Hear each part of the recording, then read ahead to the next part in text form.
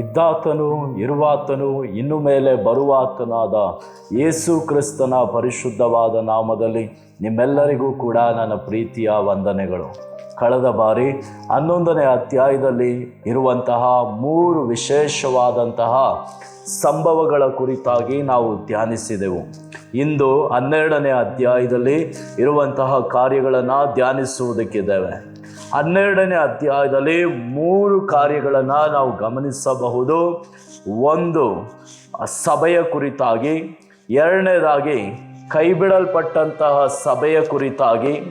ಅದು ಮಾತ್ರ ಅಲ್ಲ, ಅಲ್ಲಿ ಆ ಕೈಬಿಡಲ್ಪಟ್ಟಂಥ ಸಭೆಗೆ ಉಂಟಾಗುವಂತಹ ಅಂತ್ಯಕ್ರಿಸ್ತನ ಆಳ್ವಿಕೆಯಲ್ಲಿ ಆ ಉಪದ್ರವಗಳ ಕುರಿತಾಗಿ ನಾವು ಕಾಣಬಹುದಾದಂಥ ಕಾರ್ಯಗಳಾಗಿವೆ. ನನ್ನ ಪ್ರೀತಿಯ ದೇವಜನವೇ, ಪ್ರಕಟಣೆ 12ನೇ ಅಧ್ಯಾಯ 1ನೇ ವಚನದಲ್ಲಿ ಪರಲೋಕದಲ್ಲಿ ಒಂದು ಮಹಾಲಕ್ಷಣವು ಕಾಣಿಸಿತು. ಅದೇನೆಂದರೆ, ಸೂರ್ಯನನ್ನು ಧರಿಸಿಕೊಂಡಿದ್ದ ಒಬ್ಬ ಸ್ತ್ರೀ ಇದ್ದಳು. ಆಕೆಯ ಕಾಲುಗಳ ಕೆಳಗೆ ಚಂದ್ರನಿದ್ದನು. ಆಕೆಯು ತಲೆಯ ಮೇಲೆ 12 ನಕ್ಷತ್ರಗಳುಳ್ಳ ಒಂದು ಕಿರೀಟವಿತ್ತು. ಆಕೆಯು ಗರ್ಭಿಣಿಯಾಗಿದ್ದು ಪ್ರಸವ ವೇದನೆಯಿಂದ ಸಂಕಟ ಪಡುತ್ತಾ ಕೂಗುತ್ತಿದ್ದಳು. ಯೋಹಾನನು ಅನೇಕ ದರ್ಶನಗಳನ್ನು ದೇವರಿಂದ ಹೊಂದಿಕೊಳ್ಳುತ್ತಿದ್ದಾನೆ. ಅವನು ಹೊಂದಿಕೊಂಡಂತಹ ದರ್ಶನದಲ್ಲಿ ಈ 12ನೇ ಅಧ್ಯಾಯದಲ್ಲಿ ಯೇಸು ಕ್ರಿಸ್ತನ ಮೊದಲಗಿತ್ತಿಯಾದಂತಹ ಸಭೆಯ ಕುರಿತಾಗಿ ಯೋಹಾನನು ಹೊಂದಿದಂತಹ ಒಂದು ದರ್ಶನವಾಗಿದೆ. 12ನೇ ಅಧ್ಯಾಯದಲ್ಲಿ ಯೋಹಾನನು ಕಂಡಿದ್ದು ಪರಲೋಕದಲ್ಲಿ ಒಂದು ದೊಡ್ಡ ಮಹಾಲಕ್ಷಣ ಕಾಣಿಸಿತು ಎಂಬುದಾಗಿ. ಸೂರ್ಯನನ್ನು ಧರಿಸಿಕೊಂಡಿದ್ದಂಥ ಒಬ್ಬ ಸ್ತ್ರೀ ಇದ್ದಳು. ಆಕೆಯ ಕಾಲುಗಳ ಕೆಳಗೆ ಚಂದ್ರನಿದ್ದನು.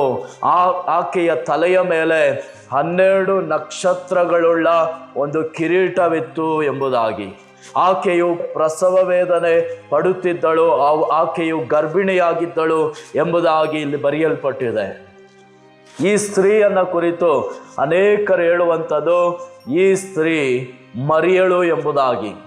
ಆದರೆ ಇದು ಮರಿಯಳನ್ನು ಹೋಲುವಂತಹ ಒಂದು ಕಾರ್ಯವಲ್ಲ.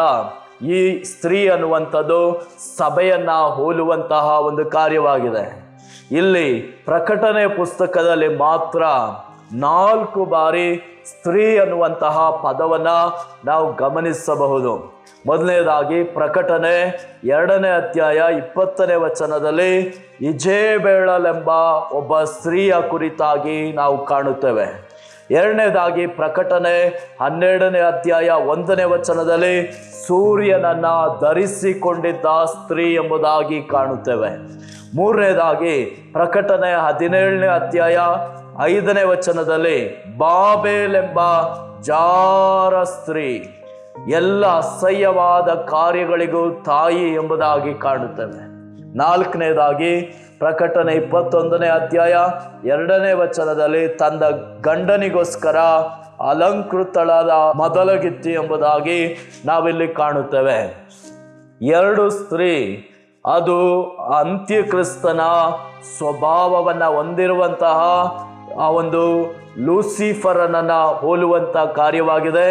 ಇನ್ನೊಂದು ಸ್ತ್ರೀ, ಇಲ್ಲಿ ಕಾಣುವಂತಹ ಇನ್ನೊಂದು ಸ್ತ್ರೀ ಪ್ರಕಟಣೆ 12:1ರಲ್ಲಿ ಸೂರ್ಯನನ್ನು ಧರಿಸಿಕೊಂಡಿದ್ದ ಸ್ತ್ರೀ ಅನ್ನುವಂಥದ್ದು ಅದು ಸಭೆಯನ್ನು ಹೋಲುವಂಥ ಒಂದು ಕಾರ್ಯವಾಗಿದೆ.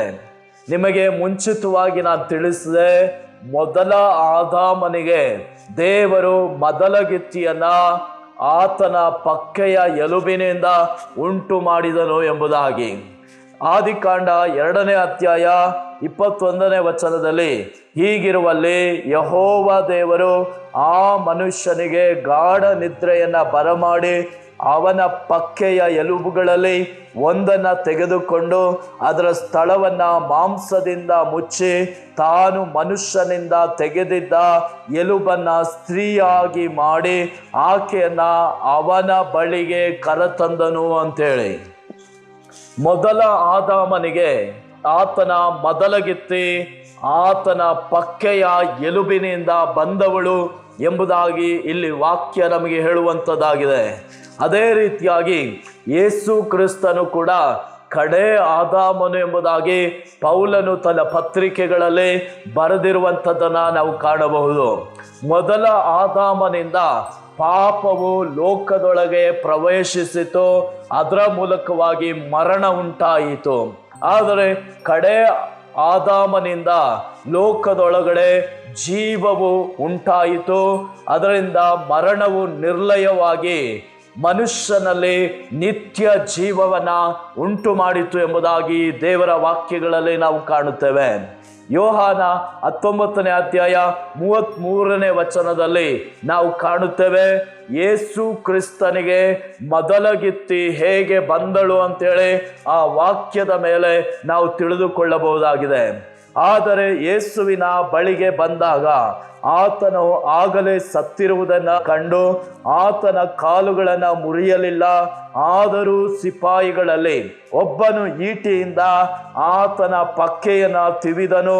ತಿವಿದ ಕೂಡಲೇ ರಕ್ತವು ನೀರು ಹೊರಟಿತು ಅಂತೇಳಿ ಮೊದಲ ಆದಾಮನ ಪಕ್ಕೆಯನ್ನು ತಿವಿದು ಆ ಪಕ್ಕೆಯಿಂದ ಆದಾಮನಿಗೆ ದೇವರು ಅವ್ವಳನ್ನು ಉಂಟು ಮಾಡಿದನು, ಮೊದಲಗಿತ್ತಿಯಾಗಿ ಉಂಟು ಮಾಡಿದನು.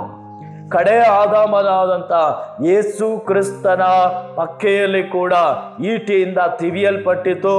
ಆ ಈಟಿ ತಿವಿಯಲ್ಪಟ್ಟಂತಹ ಆ ಪಕ್ಕೆಯಿಂದ ಉಂಟಾದವಳೆ ಸಭೆ ಎಂಬುದಾಗಿ ನಾವು ಕಾಣಬಹುದು. ಅಪೊಸ್ತಲರ ಕೃತ್ಯ 20ನೇ ಅಧ್ಯಾಯ 28ನೇ ವಚನ ಹೇಳ್ತದೆ, ಯೇಸು ತನ್ನ ಸ್ವಂತ ರಕ್ತವನ್ನು ಸುರಿಸಿ ಸಭೆಯನ್ನ ಕೊಂಡುಕೊಂಡನು ಎಂಬುದಾಗಿ. ಯೇಸು ಕ್ರಿಸ್ತನ ಪಕ್ಕೆಯಲ್ಲಿ ಈಟಿಯಿಂದ ತಿವಿಯಲ್ಪಟ್ಟಾಗ ನೀರು ರಕ್ತವು ಹೊರಟಿತು ಎಂಬುದಾಗಿ ನಾವು ಕಾಣುತ್ತೇವೆ. ಯೇಸು ತನ್ನ ಸ್ವಂತ ರಕ್ತವನ್ನು ಸುರಿಸಿ ಸಭೆ ಎಂಬುವಂತಹ ಮೊದಲಗಿತ್ತಿಯನ್ನ ಕೊಂಡುಕೊಂಡನು ಎಂಬುದಾಗಿ ನಾವು ಕಾಣಬಹುದು. ಇಲ್ಲಿ ಸೂರ್ಯನನ್ನ ಧರಿಸಿದ್ದ ಸ್ತ್ರೀ ಎನ್ನುವಾಗ ಅದು ಸಭೆಗೆ ಹೋಲಿಕೆಯಾಗಿರುವಂತ ಒಂದು ಕಾರ್ಯ.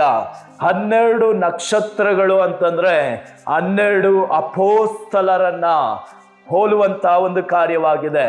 ಚಂದ್ರ ಅದು ದೇವರ ಕೃಪೆಯನ್ನ ಹೋಲುವಂತ ಒಂದು ಕಾರ್ಯವಾಗಿದೆ.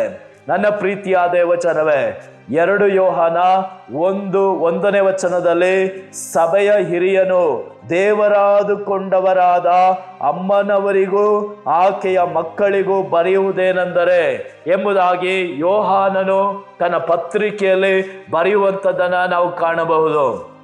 ಈ ವಾಕ್ಯವನ್ನ ಅನೇಕರು ಹೇಳುವಂಥದ್ದು ಅಮ್ಮನವರಿಗೆ ಅಂತೇಳಿ ಬರೆದಿರುವಂಥ ಕಾರ್ಯ ಅದು ಮರಿಯಳನ್ನ ಕುರಿತು ಬರೆದಿರುವಂತಹ ಒಂದು ಕಾರ್ಯ ಎಂಬುದಾಗಿ. ಅದು ಮರಿಯಳನ್ನ ಕುರಿತು ಬರೆಯಲ್ಪಟ್ಟಂತಹ ಒಂದು ವಾಕ್ಯ ಅಲ್ಲ. ಯೋಹಾನನು ಸಭೆಯನ್ನ ಮತ್ತು ಸಭೆಯಲ್ಲಿರುವಂತಹ ವಿಶ್ವಾಸಿಗಳನ್ನ ವಂದಿಸುವುದಕ್ಕೆ ಅವರಿಗೆ ಬರೆಯುವಂತ ಪತ್ರಿಕೆಯಲ್ಲಿ ಈ ಕಾರ್ಯವನ್ನ ಅವನು ಬರೆಯುವಂಥದ್ದನ್ನ ನಾವು ಕಾಣಬಹುದು. ಯೋಹಾನನು ಎಫೆಸಿ ಪಟ್ಟಣದ ಸಭೆಯ ಬೋಧಕನಾಗಿದ್ದನು ಎಂಬುದಾಗಿ ಚರಿತ್ರೆ ಹೇಳ್ತದೆ. ನನ್ನ ಪ್ರೀತಿಯ ದೇವಜನವೇ, ಆ ಸಭೆಗೆ ಯೋಹಾನನು ಬರೆಯುವಾಗ ಏನಂತ ಹೇಳ್ತಾ ಇದ್ದಾನೆ? ಸಭೆಯ ಹಿರಿಯನು ದೇವರಾದುಕೊಂಡವರಾದ ಅಮ್ಮನವರಿಗೂ ಆಕೆಯ ಮಕ್ಕಳಿಗೂ ಬರೆಯುವುದೇನೆಂದರೆ ಅಂತೇಳಿ ಯೋಹಾನನು ಇಲ್ಲಿ ಸೂಚಿಸುವಂತ ಒಂದು ಕಾರ್ಯ ಅಮ್ಮನವರಿಗೆ ಎನ್ನುವಾಗ ಸಭೆಯನ್ನ ಅವನು ಹೋಲಿಸಿ ಹೇಳುವಂತ ಒಂದು ಕಾರ್ಯ. ದೇವರಾದುಕೊಂಡ ಮಕ್ಕಳಿಗೆ ಆಕೆಯ ಮಕ್ಕಳಿಗೆ ಎನ್ನುವಾಗ ಸಭೆಯಲ್ಲಿರುವಂತಹ ವಿಶ್ವಾಸಿಗಳನ್ನ ಅದು ಹೋಲುವಂತ ಒಂದು ಕಾರ್ಯವಾಗಿದೆ. ಆದ್ರಿಂದ 12ನೇ ಅಧ್ಯಾಯ 1ನೇ ವಚನದಲ್ಲಿ ನಾವು ಕಾಣುವಂತಹ ಈ ಸ್ತ್ರೀ ಅನ್ನುವಂಥವಳು ಆಕೆ ಸಭೆಯಾಗಿದ್ದಾಳೆ ಎಂಬುದಾಗಿ ನಾವು ತಿಳಿದುಕೊಳ್ಳಬಹುದು. ಗಲಾತ್ಯದವರಿಗೆ 3ನೇ ಅಧ್ಯಾಯ 27ನೇ ವಚನದಲ್ಲಿ ಕ್ರಿಸ್ತನಲ್ಲಿ ಸೇರುವುದಕ್ಕೆ ದೀಕ್ಷಾ ಸ್ನಾನ ಮಾಡಿಸಿಕೊಂಡಿರುವ ನೀವೆಲ್ಲರೂ ಕ್ರಿಸ್ತನನ್ನ ಧರಿಸಿಕೊಂಡಿರಿ ಅಂತೇಳಿ ಈ ಸ್ತ್ರೀ ಆದವಳು ಸೂರ್ಯನನ್ನ ಧರಿಸಿಕೊಂಡಿದ್ದಳು ಅಂತೇಳಿ ವಾಕ್ಯ ಹೇಳುತ್ತೆ. ಸಭೆ ಎನ್ನುವಂಥದ್ದು ಅದು ಯೇಸು ಕ್ರಿಸ್ತನನ್ನ ಧರಿಸಿಕೊಂಡದ್ದಾಗಿದೆ.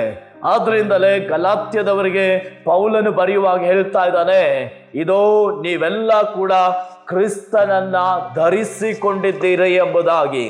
ದೀಕ್ಷಾ ಸ್ನಾನ ಮಾಡಿಸಿಕೊಂಡಂತ ನೀವೆಲ್ಲರೂ ಕ್ರಿಸ್ತನನ್ನ ಧರಿಸಿಕೊಂಡಿದ್ದೀರಿ ಅಂತೇಳಿ. ಒಂದು ಸಭೆ ಎನ್ನುವಾಗ ಕ್ರಿಸ್ತನನ್ನ ಧರಿಸಿಕೊಂಡಿರುವಂಥದ್ದಾಗಿದೆ. ಆದ್ರಿಂದ ನಾವೆಲ್ಲ ಕೂಡ ಸಭೆಯಾಗಿದ್ದೇವೆ, ಆತನನ್ನ ಧರಿಸಿಕೊಂಡಂತಹ ಜನಗಳಾಗಿದ್ದೇವೆ. ಆದ್ರಿಂದಲೇ ಈ ಸ್ತ್ರೀ ಅನ್ನುವಾಗ ಸಭೆ, ಆಕೆಯು ಸೂರ್ಯನನ್ನ ಧರಿಸಿಕೊಂಡಿದ್ದಳು. ಆಕೆಯ ತಲೆಯ ಮೇಲೆ 12 ನಕ್ಷತ್ರಗಳುಳ್ಳ ಒಂದು ಕಿರೀಟವಿತ್ತು ಅಂತೇಳಿ. 12 ನಕ್ಷತ್ರಗಳುಳ್ಳ ಕಿರೀಟ ಅನ್ನುವಂಥದ್ದು 12 ಮಂದಿ ಹೊಸ ಒಡಂಬಡಿಕೆಯ ಅಪೋಸ್ತಲರನ್ನ ಸೂಚಿಸುವಂತಹ ಒಂದು ಕಾರ್ಯವಾಗಿದೆ. 12ನೇ ಅಧ್ಯಾಯದಲ್ಲಿ ಆಕೆಯು ಗರ್ಭಿಣಿಯಾಗಿದ್ದು ಪ್ರಸವ ವೇದನೆ ಸಂಕಟ ಪಡುತ್ತಾ ಕೂಗುತ್ತಿದ್ದಳು ಅಂತೇಳಿ. ಅಂದ್ರೆ ಯೇಸು ಕ್ರಿಸ್ತನ ಸಭೆ ಆತನ ಬರೋಣಕ್ಕಾಗಿ ಪ್ರಸವ ವೇದನೆ ಪಡುವಂಥದ್ದನ್ನ ಇಲ್ಲಿ ನಾವು ಕಾಣಬಹುದಾಗಿದೆ. ಯೇಸು ಕ್ರಿಸ್ತನ ಬರುವಿಕೆಗಾಗಿ ಸಭೆ ತನ್ನನ್ನು ಸಿದ್ಧಪಡಿಸಿಕೊಂಡಿರುವಂತಹ ಒಂದು ಗರ್ಭಿಣಿಯಾದಂಥ ಸ್ತ್ರೀಗೆ ಹೋಲಿಕೆಯಾಗಿದ್ದಾಳೆ. ಇಲ್ಲಿ ವಾಕ್ಯ ಹೇಳ್ತದೆ, ಆ ಸ್ತ್ರೀಯು ಗರ್ಭವೇದನೆ ಪಡುತ್ತಾ ಸಂಕಟ ಪಡುತ್ತಾ ಕೂಗುತ್ತಿದ್ದಳು ಅಂತೇಳಿ. 12ನೇ ಅಧ್ಯಾಯ 3ನೇ ವಚನದಲ್ಲಿ ಪರಲೋಕದಲ್ಲಿ ಮತ್ತೊಂದು ಲಕ್ಷಣವು ಕಾಣಿಸಿತು. ಅದೇನೆಂದರೆ ಕೆಂಪಾದ ಮಹಾಘಟ ಸರ್ಪವಿತ್ತು. ಅದಕ್ಕೆ 7 ತಲೆಗಳು 10 ಕೊಂಬುಗಳು ಇದ್ದವು. ಅದರ ತಲೆಯ ಮೇಲೆ 7 ಮುಕುಟಗಳಿದ್ದವು. ಅದರ ಬಾಲವು ಆಕಾಶದಲ್ಲಿರುವ ನಕ್ಷತ್ರಗಳೊಳಗೆ 1/3 ಭಾಗವನ್ನ ಎಳೆದು ಭೂಮಿಗೆ ಹಾಕಿತು ಎಂಬುದಾಗಿ. ನನ್ನ ಪ್ರೀತಿಯ ದೇವಜನವೇ, ಸ್ತ್ರೀಯ ಕುರಿತಾಗಿ ನಾವು ಕಾಣ್ತಾ ಇದ್ದೇವೆ. ಈ ಸ್ತ್ರೀ ಸಭೆಯನ್ನ ಹೋಲುವಂತವಳಾಗಿದ್ದಾಳೆ. ಇಲ್ಲಿ ಮತ್ತೊಂದು ಲಕ್ಷಣವನ್ನ ಕಂಡಂತ ಯೋಹಾನನು ಹೇಳ್ತಾ ಇದ್ದಾನೆ, ಅಲ್ಲಿ ಒಂದು ಕೆಂಪಾದಂತ ಘಟಸರ್ಪವನ್ನ ಕಂಡೆನು ಅಂತೇಳಿ. ಈ ಘಟಸರ್ಪ ಯಾರು ಅಂತ ಹೇಳುವಾಗ ಅವನೇ ಬಿದ್ದೋದಂತಹ ಲೂಸಿಫರ್ ಅಥವಾ ಸೈತಾನನು ಎಂಬುದಾಗಿ ಕರೆಯಲ್ಪಡುವವನು. ಏದೆನ್ ತೋಟದಲ್ಲಿ ಆದಾಮನನ್ನ ಅವ್ವಳನ್ನ ವಂಚಿಸುವುದಕ್ಕೆ ಆ ಒಂದು ಸೈತಾನನು ಆದುಕೊಂಡದ್ದು ಸರ್ಪವನ್ನ. ಆ ಒಂದು ಏದೆನ್ ತೋಟದಲ್ಲಿ ಎಷ್ಟೇ ಮೃಗಗಳಿದ್ದರೂ ಕೂಡ ಆ ಒಂದು ಸೈತಾನನು ಅವ್ವಳನ್ನ ವಂಚಿಸುವುದಕ್ಕಾಗಿ ಆದುಕೊಂಡಂತಹ ಒಂದು ಮೃಗ ಅದು ಸರ್ಪವಾಗಿದೆ. ಆ ಸರ್ಪದೊಳಗಡೆ ಅವನು ಪ್ರವೇಶಿಸಿ ಅವ್ವಳನ್ನ ತಂತ್ರವಾಗಿ ವಂಚಿಸಿದನು. ಅವನು ಘಟಸರ್ಪವಾಗಿ ಮಾರ್ಪಟ್ಟನು. ಯೆಶಾಯ 14ನೇ ಅಧ್ಯಾಯ 11ರಿಂದ 21ನೇ ವಚನದ ತನಕ ನಾವು ಕಾಣುವಾಗ ಈ ಬಿದ್ದು ಹೋದಂತಹ ದೇವದೂತನಾದಂತಹ ಲೂಸಿಫರನ ಬಗ್ಗೆ ನಾವು ಕಾಣಬಹುದು. ಅಲ್ಲಿ ವಾಕ್ಯ ಹೇಳ್ತದೆ, ನಿನ್ನ ವೈಭವವು ವೀಣಾನಾದವು ಪಾತಾಳಕ್ಕೆ ತಳ್ಳಲ್ಪಟ್ಟಿವೆ. ನಿನಗೆ ಹುಳುಗಳೇ ಹಾಸಿಗೆ, ಕ್ರಿಮಿಗಳೇ ಹೊದಿಕೆ. ಆಹಾ, ಉದಯ ನಕ್ಷತ್ರವೇ, ಬೆಳ್ಳಿಯೇ, ಆಕಾಶದಿಂದ ಹೇಗೆ ಬಿದ್ದೆ? ಜನಾಂಗಗಳನ್ನ ಕೆಡವಿದ ನೀನು ಕಡಿಯಲ್ಪಟ್ಟು ನೆಲಕ್ಕೆ ಉರುಳಿದೆಯಲ್ಲ. ನೀನು ನಿನ್ನ ಮನಸ್ಸಿನಲ್ಲಿ, ನಾನು ಆಕಾಶಕ್ಕೆ ಹತ್ತಿ ಉತ್ತರ ದಿಕ್ಕಿನ ಕಟ್ಟ ಕಡೆ ಇರುವ ಸುರಗಣ ಪರ್ವತದಲ್ಲಿ ನನ್ನ ಸಿಂಹಾಸನವನ್ನ ದೇವರ ನಕ್ಷತ್ರಗಳಿಗಿಂತ ಮೇಲೆ ಏರಿಸಿ ಆಸೀನನಾಗುವೆನು. ಉನ್ನತ ಮೇಘಮಂಡಲದ ಮೇಲೆ ಏರಿ ಉನ್ನೋನ್ನತನಿಗೆ ಸರಿಸಮಾನನಾಗುವೆನು ಅಂದುಕೊಂಡಿಯಲ್ಲ. ಆದರೆ ನೀನು ಪಾತಾಳಕ್ಕೆ, ಅಧೋಲೋಕದ ಅಗಾಧ ಸ್ಥಳಗಳಿಗೆ ತಳ್ಳಲ್ಪಟ್ಟಿದ್ದಿ ಎಂಬುದಾಗಿ. ಸೈತಾನನು ದೇವರಿಗಿಂತ ಉನ್ನತವಾದಂಥ ತನ್ನ ಸಿಂಹಾಸನವನ್ನ ಉತ್ತರ ದಿಕ್ಕಿನಲ್ಲಿರುವಂತಹ ಆ ಒಂದು ಸುರಗಣ ಪರ್ವತದಲ್ಲಿ ಸಿಂಹಾಸನವನ್ನ ಸ್ಥಾಪಿಸಲು ಯತ್ನಿಸಿದಾಗ, ಯೋಚಿಸಿದಾಗ ಅವನು ಕೆಳಗಡೆ ಬಿದ್ದನು. ಬಿದ್ದಂತಹ ಇವನು ಘಟಸರ್ಪವಾಗಿ ಮಾರ್ಪಟ್ಟನು. ದೇವರಿಗೆ ವಿರುದ್ಧವಾದಂತಹ ಒಂದು ಕಾರ್ಯಗಳನ್ನ ಮಾಡುವಂತಹ ಸೈತಾನ್ ಎಂಬುದಾಗಿ ಕರೆಯಲ್ಪಡುವವನಾಗಿ ಮಾರ್ಪಟ್ಟನು. ಇದೇ ಯೆಹೆಜ್ಕೇಲ 28ನೇ ಅಧ್ಯಾಯ 12ರಿಂದ 19ನೇ ವಚನ ತನಕ ಲೂಸಿಫರನ ಬಗ್ಗೆ ಇನ್ನೂ ಅನೇಕ ಕಾರ್ಯಗಳನ್ನ ನಾವು ಕಾಣಬಹುದು. ಅದರ 13ನೇ ವಚನದಲ್ಲಿ ಹೀಗೆ ಒಂದು ವಾಕ್ಯ ಬರೆಯಲ್ಪಟ್ಟಿದೆ, ನೀನು ಸುವರ್ಣ ಸುಲಕ್ಷಣ ಶಿರೋಮಣಿ, ಪೂರ್ಣ ಜ್ಞಾನಿ, ಪರಿಪೂರ್ಣ ಸುಂದರ, ದೇವರ ಉದ್ಯಾನವನವಾದ ಏದೇನಿನಲ್ಲಿ ನೀನಿದ್ದಿ ಎಂಬುದಾಗಿ, ಏದೇನಿನಲ್ಲಿ ಅವನು ಇದ್ದನು ಎಂಬುದಾಗಿ, ದೇವರ ಸುಂದರ ಉದ್ಯಾನವನವಾದಂತಹ ಆ ಏದೇನಿನಲ್ಲಿ ಆದಾಮನನ್ನ ಅವ್ವಳನ್ನ ವಂಚಿಸುವುದಕ್ಕಾಗಿ ಅವನು ಅಲ್ಲಿ ಇದ್ದನು ಎಂಬುದಾಗಿ ಕೂಡ ನಾವು ಈ ವಾಕ್ಯದ ಮೂಲಕವಾಗಿ ಕಾಣಬಹುದಾಗಿದೆ. ಇಲ್ಲಿ ಯೋಹಾನನು ತನ್ನ ದರ್ಶನದಲ್ಲಿ ಒಂದು ಘಟಸರ್ಪವನ್ನ ಕಾಣ್ತಾ ಇದ್ದಾನೆ. ಆ ಘಟಸರ್ಪ ಕೆಂಪು ಘಟಸರ್ಪ ಎಂಬುದಾಗಿ ಹೇಳ್ತಾನೆ. ಕೆಂಪು ಅನ್ನುವಂಥದ್ದು ಅದು ನರಕದ ಬಣ್ಣವನ್ನ ಸೂಚಿಸುವಂಥದ್ದಾಗಿದೆ. ಆ ಒಂದು ಘಟಸರ್ಪ ಕೆಂಪಾಗಿ ಕಾಣೋದಕ್ಕೆ ಕಾರಣವೇನು ಅಂತಂದ್ರೆ, ಕಲ್ವಾರಿಯ ಕ್ರೂಜಿಯ ಮೇಲೆ ಯೇಸು ಅವನ ತಲೆಯನ್ನ ಜಜ್ಜಿದ ಕಾರಣ, ಆ ಒಂದು ಜಜ್ಜಲ್ಪಟ್ಟದ್ದರಿಂದ ಅವನ ಬಣ್ಣ ಎಲ್ಲ ಕೂಡ ಕೆಂಪಾಗಿ ಮಾರ್ಪಟ್ಟಿರುವುದನ್ನ ನಾವು ಕಾಣಬಹುದು. ನನ್ನ ಪ್ರೀತಿಯ ದೇವಜನವೇ, ಆ ಘಟಸರ್ಪಕ್ಕೆ 7 ತಲೆಗಳು, ಅದರ ಮೇಲೆ 7 ಮುಕ್ಕುಟಗಳಿದ್ದವು ಅಂತೇಳಿ ಬರೆಯಲ್ಪಟ್ಟಿದೆ. ಯಾವುದು ಆ 7 ತಲೆಗಳು, ಆ 7 ಮುಕ್ಕುಟಗಳು ಅಂತಂದ್ರೆ ಏನು ಅಂತಂದ್ರೆ, ಅದು ಇಸ್ರೇಲರನ್ನ ಆಳಿದಂತಹ 7 ರಾಜ್ಯಗಳನ್ನ, 7 ಅರಸರನ್ನ ಹೋಲುವಂತಹ ಒಂದು ಕಾರ್ಯವಾಗಿದೆ. ಮೊದಲನೆಯ ತಲೆ ಅದು ಐಗುಪ್ತ್ಯರನ್ನ ಹೋಲುವಂತಹ ಒಂದು ಕಾರ್ಯ. ಐಗುಪ್ತ್ಯರು ಇಸ್ರೇಲರನ್ನ 400 ವರ್ಷಗಳ ಕಾಲ ದಾಸತ್ವದಲ್ಲಿಟ್ಟುಕೊಂಡಿದ್ದರು. ಅವರು ಮೊದಲನೇದಾಗಿ ಅವರನ್ನ ಆಳಿದಂಥವರು. ಎರಡನೆಯ ತಲೆ ಅದು ಅಶೂರ್ಯರು. ಅಶೂರ್ಯರು 187 ವರ್ಷಗಳ ಕಾಲ ಇಸ್ರೇಲರನ್ನ ತಮ್ಮ ದಾಸತ್ವದಲ್ಲಿ ಸೆರೆಯಲ್ಲಿ ಇಟ್ಟಿದ್ದರು ಎಂಬುದಾಗಿ ಸಾಕ್ಷಿ ಕೊಡುವಂಥದ್ದಾಗಿದೆ. ಅದು ಮಾತ್ರ ಅಲ್ಲ, 3ನೇ ಕಾರ್ಯ ಬಾಬೆಲ್. ಬಾಬೆಲ್ ಈ ಒಂದು ಸಂಸ್ಥಾನ ರಾಜ್ಯರು 70 ವರ್ಷಗಳ ಕಾಲ ಇಸ್ರೇಲರನ್ನ ತಮ್ಮ ಸೆರೆಯಲ್ಲಿಟ್ಟಿದ್ದರು. 4ನೆಯ ತಲೆ ಅದು ಮೇದ್ಯ, 5ನೇದು ಪಾರಸಿಯ, ಅದಾದ ನಂತರ 6ನೇದು ಗ್ರೀಕ್, 7ನೇದು ರೋಮ್ ಸಾಮ್ರಾಜ್ಯ. ಆ 7 ತಲೆಗಳು, 7 ಮುಕುಟಗಳು ಅನ್ನುವಂಥದ್ದು ಈ 7 ರಾಜ್ಯಗಳನ್ನ, 7 ಅರಸರನ್ನ ಹೋಲುವಂತಹ ಒಂದು ಕಾರ್ಯವಾಗಿದೆ. ನನ್ನ ಪ್ರೀತಿಯ ದೇವಜನವೇ, ರೋಮ್ ಸಾಮ್ರಾಜ್ಯ ಯೇಸು ಕ್ರಿಸ್ತನ ಮರಣದ ನಂತರವಾಗಿಯೂ ಅದರ ಬಲ ಕುಂದಿತು. ಅದೆಲ್ಲ ಕೂಡ ಚದುರಿಸಲ್ಪಟ್ಟು ಆ ರಾಜ್ಯದ ಬಲ ಕುಂದುತ್ತಾ ಅದು ಪಂಗಡಗಳಾಗಿ ಮಾರ್ಪಟ್ಟಿತು. ಆ ರೋಮ್ ಸಾಮ್ರಾಜ್ಯ ಒಂದು ಅರಸನ ಆಳ್ವಿಕೆಯಿಂದ ಅನೇಕ ಅರಸರ ಆಳ್ವಿಕೆಗೆ ಅದು ಬದಲಾಯಿತು. ಅದಾದ ನಂತರ ಈ ಒಂದು ಪಂಗಡವಾದಂತಹ, ವಿಭಾಗವಾದಂತಹ ರೋಮ್ ಸಾಮ್ರಾಜ್ಯದಲ್ಲಿರುವಂತಹ 10 ದೇಶಗಳು ಇಂದು ನಾವು ಕಾಣುವಂತಹ ಯುರೋಪಿಯನ್ ಕಾಮನ್ ಮಾರ್ಕೆಟ್ನಲ್ಲಿ ಒಂದಾಗಿರುವಂತಹ 28 ದೇಶಗಳನ್ನ ಅದು ಹೋಲುವಂಥದ್ದಾಗಿದೆ. ನನ್ನ ಪ್ರೀತಿಯ ದೇವಜನವೇ, ಈ ಹಳೆಯ 10 ದೇಶಗಳಾದಂತಹ ರೋಮ್ ಪ್ರಾಂತ್ಯಕ್ಕೆ, ರೋಮ್ ಸಾಮ್ರಾಜ್ಯಕ್ಕೆ ಸೇರಿದಂತಹ ಆ ಒಂದು ಅರಸರು ಅಥವಾ ಆ ಒಂದು ಪಂಗಡಗಳನ್ನ ಇಲ್ಲಿ ನಾವು ಕಾಣುವಂತಹ 10 ಭಾಗಗಳಾಗಿ ನಾವು ಕಾಣಬಹುದು. ಇಲ್ಲಿ 7 ಮುಕ್ಕುಟಗಳಿದ್ದವು. ಅದರ ಬಾಲವು ಆಕಾಶದಲ್ಲಿರುವ ನಕ್ಷತ್ರಗಳೊಳಗೆ 1/3 ಭಾಗವನ್ನ ಎಳೆದು ಭೂಮಿಗೆ ಹಾಕಿತು ಎಂಬುದಾಗಿ ನಾವು ಕಾಣ್ತಾ ಇದ್ದೇವೆ. 1/3 ಭಾಗದ ನಕ್ಷತ್ರವನ್ನ ಈ ಘಟಸರ್ಪ ತನ್ನ ಬಾಲದಿಂದ ಎಳೆದು ಕೆಳಗಡೆ ಹಾಕಿತು ಎಂಬುದಾಗಿ ಅಲ್ಲಿ ನಾವು ಕಾಣುತ್ತೇವೆ.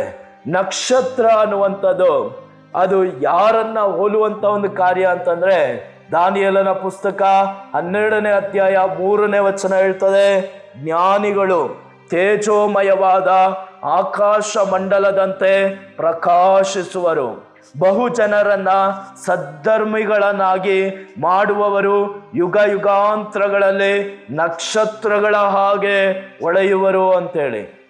ಈ ನಕ್ಷತ್ರಗಳು ಅನ್ನುವಾಗ ದೇವರ ರಾಜ್ಯಕ್ಕಾಗಿ ಆತ್ಮ ಆದಾಯ ಮಾಡುವಂತಹ ದೇವ ಸೇವಕರನ್ನ, ಪರಿಶುದ್ಧವಂತರನ್ನ ಅದು ಸೂಚಿಸುವಂತ ಒಂದು ಕಾರ್ಯವಾಗಿದೆ. ನನ್ನ ಪ್ರೀತಿಯ ದೇವಜನವೇ, ಈ ಘಟಸರ್ಪನು ಅವನು ತನ್ನ ಬಾಲದಿಂದ ಈ ಆಕಾಶದಲ್ಲಿರುವಂತ ನಕ್ಷತ್ರಗಳಲ್ಲಿ 3ರಲ್ಲಿ 1 ಭಾಗವನ್ನ ಎಳೆದು ಕೆಳಗಡೆ ದಬ್ಬಿದನು ಅಂತೇಳಿ.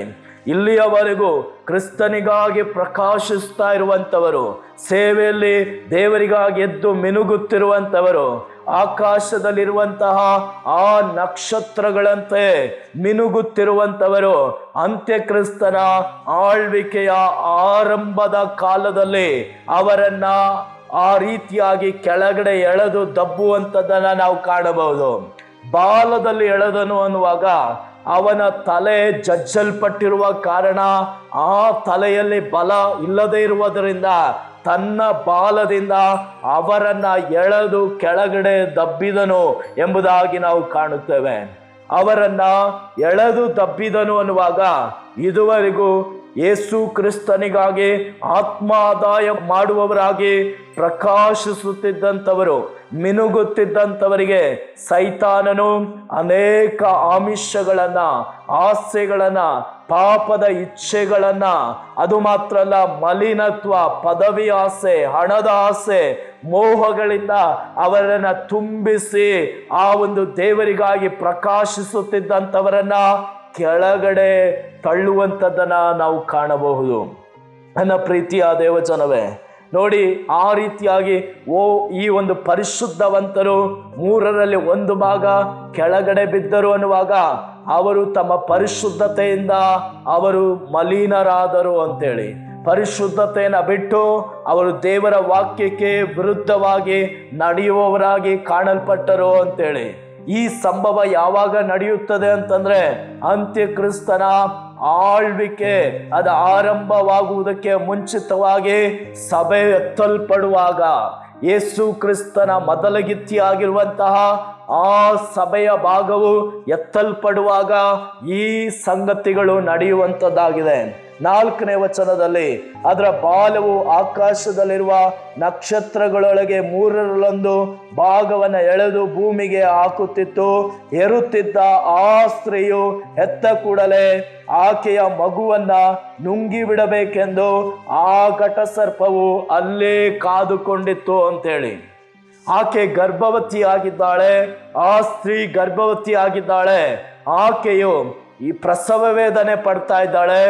ಆಕೆ ಹೆರುವಂತ ಮಗುವಿಗೋಸ್ಕರವಾಗಿ ಅಲ್ಲಿ ಘಟಸರ್ಪನು ಕಾದುಕೊಂಡಿದ್ದನು ಅಂತೇಳಿ ಇಲ್ಲಿ ವಾಕ್ಯದಲ್ಲಿ ನಾವು ಕಾಣ್ತಾ ಇದ್ದೇವೆ. ಸಭೆಯ 1 ಭಾಗ ಅದು ಆಕೆ ಹೆರುವಂತಹ ಒಂದು ಮಗುವನ್ನ ಸೂಚಿಸುವಂತದ್ದಾಗಿದೆ. ಆ ಸ್ತ್ರೀ ಸಭೆ, ಆ ಸ್ತ್ರೀ ಒಳಗಡೆ ಇರುವಂತಹ ಮಗು ಅನ್ನುವಂಥದ್ದು ಸಭೆಯ 1 ಭಾಗ. ಪರಿಶುದ್ಧರಾಗಿ, ನಿಷ್ಕಳಂಕರಾಗಿ, ದೇವರ ವಾಕ್ಯಕ್ಕೆ ವಿಧೇಯರಾಗಿ, ಯೇಸು ಕ್ರಿಸ್ತನ ವಾಕ್ಯಗಳನ್ನು ಅನುಸರಿಸಿದವರಾಗಿ, ಪರಿಶುದ್ಧತೆಯಲ್ಲಿ ನೆಲೆ ನಿಂತವರಾಗಿ, ಕ್ರಿಸ್ತನ ಬರೋಣಕ್ಕೆ ಯೋಗ್ಯರಾದಂಥವರನ್ನ ಆ ಮಗುವನ್ನ ಹೋಲುವಂತ ಒಂದು ಕಾರ್ಯವಾಗಿದೆ. ನನ್ನ ಪ್ರೀತಿಯ ದೇವಜನವೇ, ಸಭೆ ಎತ್ತಲ್ಪಡುವಂತ ಸಮಯ ಬರುವಾಗ ಪ್ರಸವ ವೇದನೆ ಪಡ್ತಾ ಇರುವಂತ ಆಕೆ ಒಂದು ಗಂಡು ಮಗುವನ್ನ ಎತ್ತಳು. ಆ ಮಗುವನ್ನ ನುಂಗಬೇಕು ಅಂತ ಈ ಘಟಸರ್ಪನು ಕಾದುಕೊಂಡಿದ್ದನು ಅಂತೇಳಿ. ಅಂದ್ರೆ ಅವನ ಆಳ್ವಿಕೆ ಆರಂಭವಾಗುವುದಕ್ಕೆ ಮುಂಚಿತವಾಗಿ ಸಭೆಯ 1 ಭಾಗವಾದಂತಹ ಆ ಗಂಡು ಮಗುವನ್ನ ಕೂಡ ಅಶುದ್ಧ ಮಾಡಿ ಕ್ರಿಸ್ತನು ಬರುವಾಗ ಆತನ ಜೊತೆಯಲ್ಲಿ ಎತ್ತಲ್ಪಡುವುದಕ್ಕೆ ಬಿಡಬಾರದು ಅಂತೇಳಿ ಅದನ್ನ ಹೇಗಾದ್ರೂ ನುಂಗಬೇಕು ಅಂತೇಳಿ ಆ ಘಟಸರ್ಪನು ಕಾದುಕೊಂಡಿದ್ದನು ಅಂತೇಳಿ ವಾಕ್ಯ ಹೇಳ್ತದೆ. ಆದರೆ ಆಕೆ ಜನಾಂಗಗಳನ್ನ ಕಬ್ಬಿಣದ ಕೋಲಿನಿಂದ ಆಳಬೇಕಾದ ಒಂದು ಗಂಡು ಮಗುವನ್ನ ಎತ್ತಳು. ಆ ಕೂಸು ಪಕ್ಕನೆ ದೇವರ ಬಳಿಗೂ ಆತನ ಸಿಂಹಾಸನದ ಬಳಿಗೂ ಎತ್ತಲ್ಪಟ್ಟಿತು ಅಂತೇಳಿ. ಸಭೆಯ 1 ಭಾಗವಾದಂತಹ ಆ ಗಂಡು ಮಗುವನ್ನ ಆಕೆ ಎತ್ತ ಕೂಡಲೇ ಆ ಘಟಸರ್ಪನ ಕೈಗೆ ಸಿಕ್ಕದಂತೆ ಅದು ಕಬ್ಬಿಣದ ಕೋಲಿನಿಂದ ಆಳಬೇಕಾದಂತ ಗಂಡು ಮಗು ಅಂತೇಳಿ ಬರೆಯಲ್ಪಟ್ಟಿದೆ. ಅದಕ್ಕೆ ಅರ್ಥ ಏನು ಅಂತಂದ್ರೆ, ಯೇಸು ಕ್ರಿಸ್ತನ ಜೊತೆಯಲ್ಲಿ 1000 ವರ್ಷಗಳ ಕಾಲ ಈ ಭೂಮಿಯನ್ನ ಆಳುವಂತಹ ಒಂದು ಜನಸಮೂಹವನ್ನ, ಸಭೆಯ ಭಾಗವನ್ನ ಅದು ಹೋಲುವಂತಹ ಒಂದು ಕಾರ್ಯವಾಗಿದೆ. ನನ್ನ ಪ್ರೀತಿಯ ದೇವಜನವೇ, ಇಲ್ಲಿ ವಾಕ್ಯ ಹೇಳ್ತದೆ, ಎತ್ತಲ್ಪಟ್ಟ ಕೂಡಲೇ, ಅಲ್ಲೇನಂತ ಹೇಳ್ತದೆ ಅಂತಂದ್ರೆ, ಆ ಸ್ತ್ರೀಯು ಅರಣ್ಯಕ್ಕೆ ಓಡಿ ಹೋದಳು. ಅಲ್ಲಿ ಆಕೆಗೆ 1260 ದಿನಗಳವರೆಗೂ ಪೋಷಣೆಯಾಗಬೇಕೆಂದು ದೇವರು ಸ್ಥಳವನ್ನ ಸಿದ್ಧ ಮಾಡಿದ್ದನು ಎಂಬುದಾಗಿ. ನನ್ನ ಪ್ರೀತಿಯ ದೇವಜನವೇ, ಇಲ್ಲಿ ನಾವು ಕಾಣುವಂತ ಒಂದು ಕಾರ್ಯ, ಆಕೆ ಆ ಗಂಡು ಮಗುವನ್ನ ಎತ್ತ ಕೂಡಲೇ ಆ ಮಗು ಪರಲೋಕಕ್ಕೆ ಎತ್ತಲ್ಪಟ್ಟಿತು. ಅದಾದ ನಂತರ ಕೈಬಿಡಲ್ಪಟ್ಟಂತ ಆ ಸ್ತ್ರೀ, ಸಭೆಯಾದವಳು, ಕೈಬಿಡಲ್ಪಟ್ಟಂತ ಆ ಸ್ತ್ರೀಯಾದವಳು ಅರಣ್ಯಕ್ಕೆ ಓಡಿ ಹೋದಳು ಅಂತೇಳಿ. ಅರಣ್ಯ ಅನ್ನುವಂಥದ್ದು ಅಂತ್ಯಕ್ರಿಸ್ತನ ಆಳ್ವಿಕೆಯ 7 ವರ್ಷಗಳನ್ನ ಅದು ಸೂಚಿಸುವಂತಹ ಒಂದು ಕಾರ್ಯವಾಗಿದೆ. ಆ ಅರಣ್ಯದಲ್ಲಿ 1260 ದಿನಗಳ ತನಕ ಆಕೆಗೆ ಪೋಷಣೆಯಾಗಬೇಕೆಂದು ದೇವರಿಂದ ಒಂದು ಸ್ಥಳವನ್ನು ಸಿದ್ಧ ಮಾಡಲ್ಪಟ್ಟಿತು ಎಂಬುದಾಗಿ. ನನ್ನ ಪ್ರೀತಿಯ ದೇವಜನವೇ, ಅಂತ್ಯಕ್ರಿಸ್ತನ ಆಳ್ವಿಕೆ ಆರಂಭಗೊಂಡಾಗಲೂ ಕೂಡ ದೇವರು ಕೈಬಿಡಲ್ಪಟ್ಟಂತ ಸಭೆಯಾಗಿರುವಂತಹ ಆ ಸ್ತ್ರೀಗೆ ಕೃಪೆ ತೋರಿಸುವುದನ್ನು ನಾವು ಕಾಣಬಹುದು. 1260 ದಿನಗಳು ಅನ್ನುವಂಥದ್ದು ಮೊದಲ 7 ವರ್ಷದ ಆರಂಭದ ಅವಧಿ, ಉಪದ್ರವದ ದಿನಗಳನ್ನು ಸೂಚಿಸುವಂಥದ್ದಾಗಿದೆ. ಆ ಆರಂಭದ ಅವಧಿಯಲ್ಲಿ ದೇವರು ಅವರಿಗೆ ಕೃಪೆ ತೋರಿಸುವಂಥದ್ದನ್ನ 1260 ದಿನಗಳ ತನಕ ಪೋಷಣೆ ಆಗಬೇಕು ಅಂತೇಳಿ ಅಪ್ಪಣೆ ಕೊಡುವಂಥದ್ದನ್ನ ನಾವು ಕಾಣಬಹುದು. ಈಗ ಒಂದು ಸೂರ್ಯನನ್ನ ನಾವು ನೋಡುವಾಗ, ಆ ಸೂರ್ಯನು ಹೊತ್ತು ಮುಳುಗುವಾಗ, ಆ ಹೊತ್ತು ಮುಳುಗಿದಂಥ ವೇಳೆಯಲ್ಲಿ ഇരുಳು ಬರುವುದಕ್ಕೆ ಮುಂಚಿತವಾಗಿ ಸ್ವಲ್ಪ ಬೆಳಕಿರುವ ರೀತಿಯಲ್ಲಿ ಅಂತ್ಯಕ್ರಿಸ್ತನ ಆಳ್ವಿಕೆಯಲ್ಲಿ ಕೂಡ ಆ ಒಂದು 3.5 ವರ್ಷದ ಆರಂಭದ ಅವಧಿಯಲ್ಲಿ ಸ್ವಲ್ಪ ಬೆಳಕಿರುವ ರೀತಿಯಲ್ಲಿ ದೇವರ ಕೃಪೆ ಈ ಕೈಬಿಡಲ್ಪಟ್ಟಂತ ಸಭೆಯ ಮೇಲೆ ಇರುವಂಥದ್ದನ್ನ ನಾವು ಕಾಣಬಹುದು. ಆ ಒಂದು 1260 ದಿನಗಳ ತನಕ ಕ್ರಿಸ್ತನಿಗಾಗಿ ಹೇಗಾದರೂ ಮತ್ತೆ ಮನತಿರುಗಿ ವಾಕ್ಯಗಳನ್ನು ನೆನಪಿಗೆ ತಂದುಕೊಂಡು ಆ ನಿತ್ಯ ರಾಜ್ಯದೊಳಗಡೆ ಪ್ರವೇಶಿಸಲಿ ಎಂಬುದಾಗಿ ಅವರಿಗೆ ಸಮಯ ಕೊಡಲ್ಪಡುವುದನ್ನು ಕೂಡ ನಾವಲ್ಲಿ ಗಮನಿಸಬಹುದಾಗಿದೆ. ನಂತರ ಉಳಿದಂಥ 3.5 ವರ್ಷದ ಅವಧಿಯಲ್ಲಿ ಕೆಲವು ಜನರು ಆ ಒಂದು ಆರಂಭದ 3.5 ವರ್ಷದ ಅವಧಿಯಲ್ಲಿ ಕ್ರಿಸ್ತನಿಗಾಗಿ ವೈರಾಗ್ಯವುಳ್ಳವರಾಗಿ ತಮ್ಮ ಪ್ರಾಣವನ್ನ ಕೊಡುವಂಥವರಾಗಿರ್ತಾರೆ. ವೈರಾಗ್ಯವಾಗಿ ಮುದ್ರೆಯನ್ನು ಹಾಕಿಸಿಕೊಳ್ಳದೆ ಅಂತ್ಯಕ್ರಿಸ್ತನ ಆಳ್ವಿಕೆಯಲ್ಲಿ ಕ್ರಿಸ್ತನಿಗಾಗಿ ತಮ್ಮ ವೈರಾಗ್ಯವನ್ನ ಅವರು ತೋರಿಸುವಂಥವರಾಗಿರ್ತಾರೆ. ಕೈಬಿಡಲ್ಪಟ್ಟಂತ ಕ್ರೈಸ್ತರು ಅವರು ವಾಕ್ಯಗಳನ್ನ ನೆನಪಿಗೆ ತಂದುಕೊಂಡು ಇನ್ನಾದರೂ ನಾವು ದೇವರ ರಾಜ್ಯದೊಳಗಡೆ ಪ್ರವೇಶಿಸಬೇಕೆಂಬುದಾಗಿ ಆ ವಾಕ್ಯದಲ್ಲಿ ಕೆಲವರು ನೆಲೆ ನಿಲ್ಲುವಂಥವರಾಗಿರ್ತಾರೆ. ಆದರೆ ಇನ್ನು ಕೆಲವರು ಅಂತ್ಯಕ್ರಿಸ್ತನ ಆಳ್ವಿಕೆಗೆ ಒಳಗಾಗಿ, ಅವನ ಆಸೆ ಆಕಾಂಕ್ಷೆಗಳಿಗೆ, ಅವನ ಉಪದ್ರವಗಳಿಗೆ ಒಳಗಾಗಿ ಯೇಸು ಕ್ರಿಸ್ತನನ್ನ ನಿರಾಕರಿಸಿ ಆ ಒಂದು ಉಪದ್ರವ, ಮಹಾ ಉಪದ್ರವ ಕಾಲದಲ್ಲಿ ಅವರೆಲ್ಲ ಕೂಡ ಅಂತ್ಯಕ್ರಿಸ್ತನ ಕಡೆಯವರಾಗಿ ಮಾರ್ಪಡುವರು.